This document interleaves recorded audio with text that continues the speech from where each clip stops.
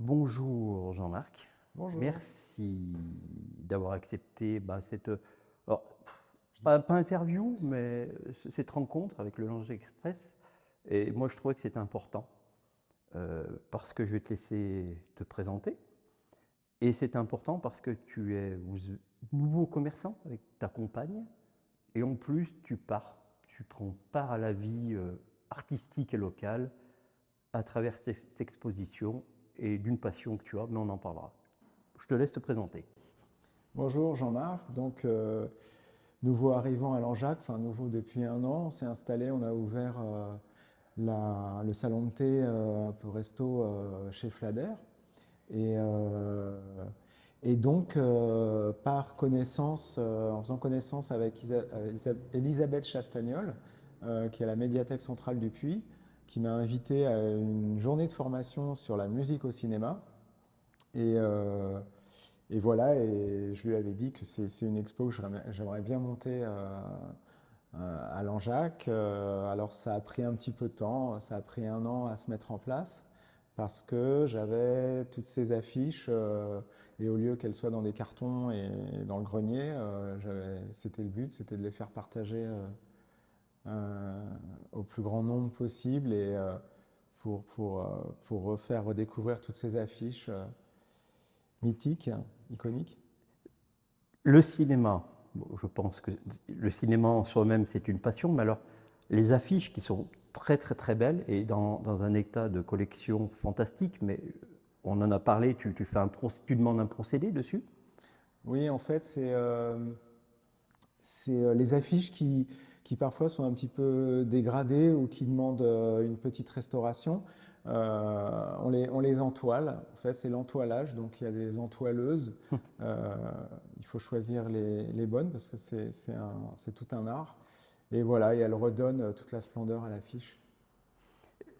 Les affiches, alors, elles ont été acquises comment? C'est des affiches que des cinémas t'ont offert? C'est des affiches que tu as achetées aux enchères? Ou que tu as trouvées dans des vides-greniers? Ouais, un peu de tout. Des personnes qui connaissaient des distributeurs, des ventes aux enchères, des opportunités. Voilà.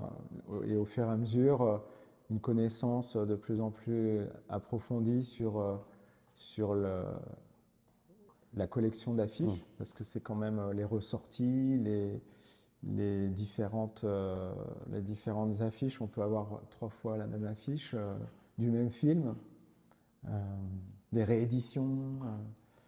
Donc tout ça, c'est...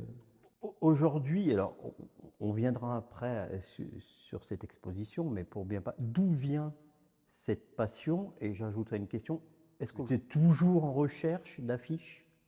Oui, complètement, parce que le monde de l'affiche évolue, c'est assez générationnel. On a tous des films en mémoire ou des films qu'on aimerait voir accrochés sur son mur.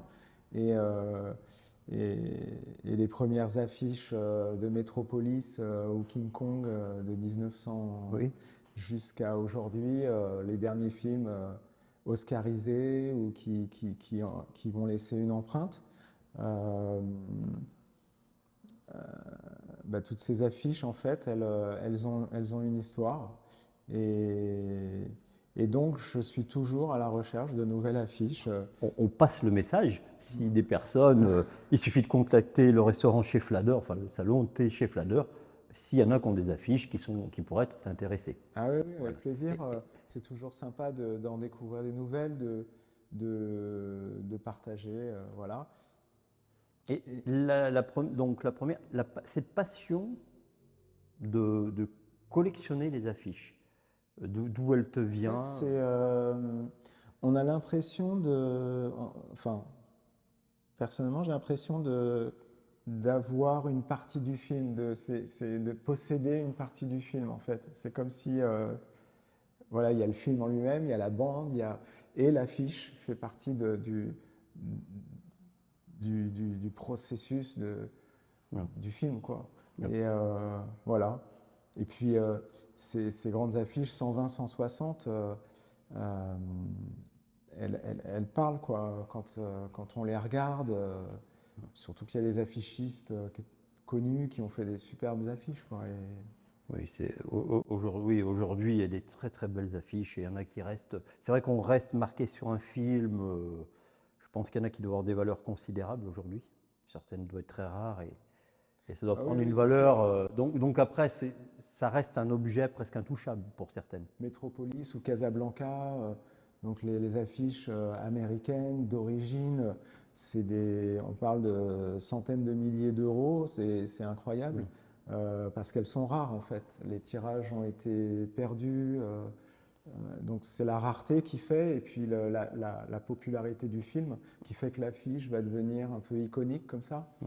Et, mais aujourd'hui, il y a une translation sur des nouveaux graphistes. Je pense par exemple à Laurent Durieux qui revisite les affiches en sérigraphie. Elles sont magnifiques. C'est le réalisateur Francis Coppola qui lui a d'ailleurs rendu un petit hommage. Et aujourd'hui, ces affiches aussi prennent de la valeur. Il revisite Les Oiseaux, par exemple, d'Hitchcock, ou il Ouais. va revisiter Pulp Fiction ou Les Dents de la Mer. Ces affiches parlent. Ouais.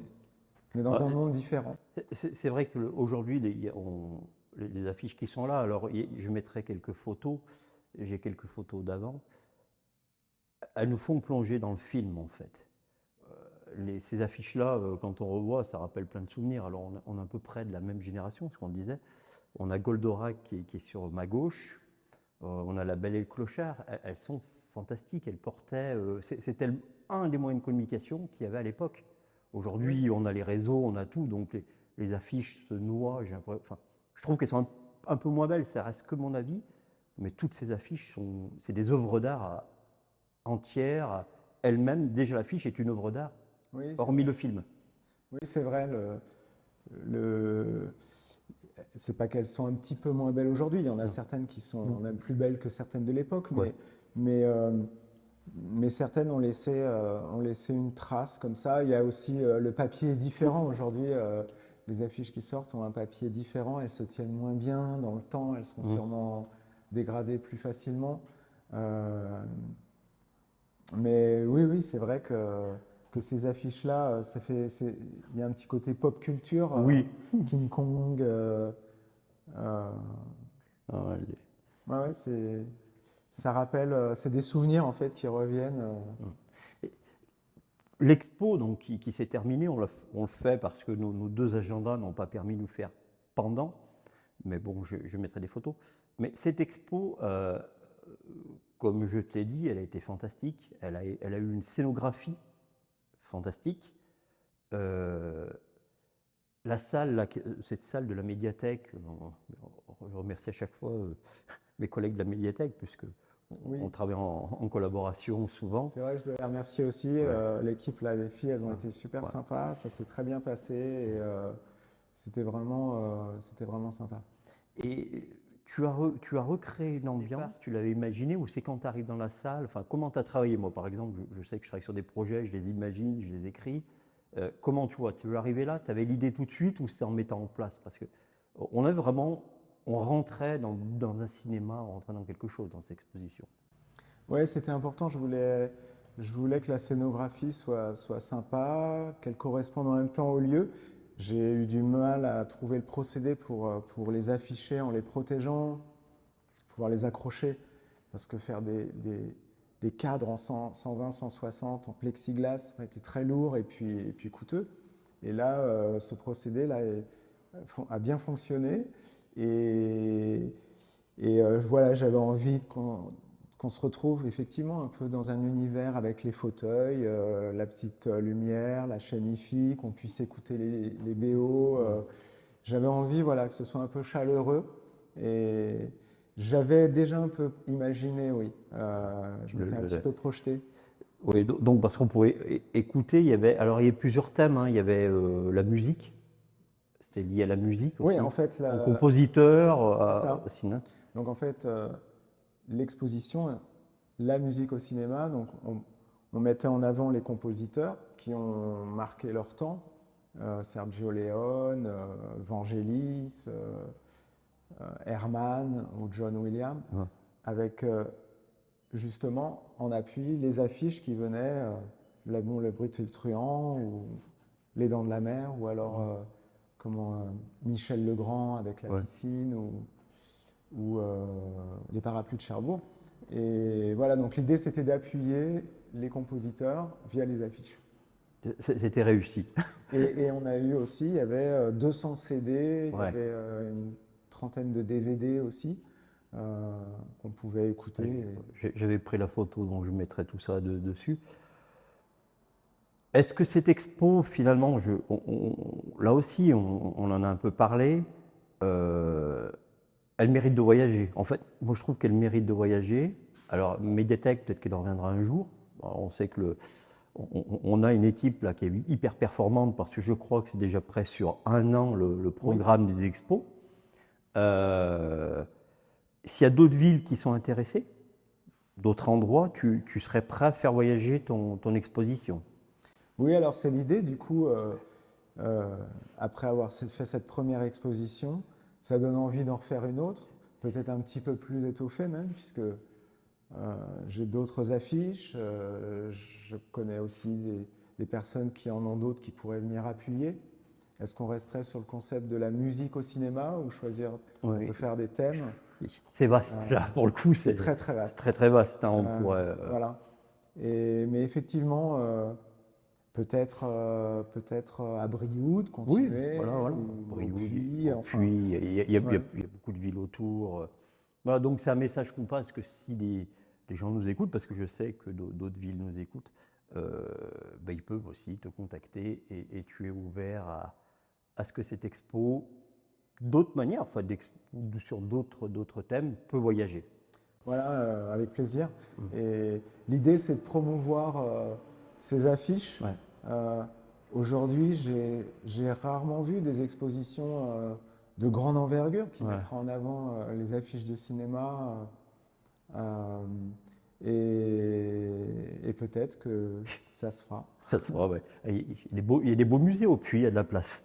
Ouais, au Puy. Ils ont des grandes salles au Puy. Nous, bon, on est un peu limité ici, à bout d'un moment, mais il y a de la place. Je vais te remercier, Jean-Marc, d'avoir pris le temps parce qu'aujourd'hui, ben, c'est le décrochage. Dommage pour ceux qui ne l'ont pas vu, mais on fera passer le message le jour où elle sera ailleurs.